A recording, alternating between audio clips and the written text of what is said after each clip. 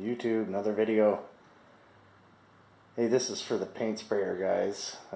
Usually I work on one of these two machines here, the X5 or the GCV 160 pressure washer, but I found my old paint sprayer here. It's a Magnum XR5. It needs some work. I think when this thing quit, it was actually a switch problem. It wouldn't turn on. So actually we had to get a job done. We bought an X5, not that X5, but it's probably 10 years ago. I've been through a few of those X5s. But what happened with this was a switch, I think. But it just got kind of stuck into storage. And I'm going to bring it back out. I'd like to do some videos about it, fixing it up.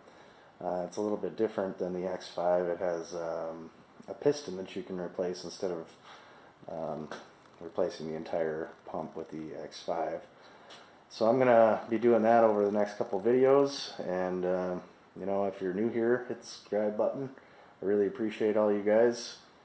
I'm going for 1,000 subscribers by the end of the year, and I'd love it if you guys help me get there.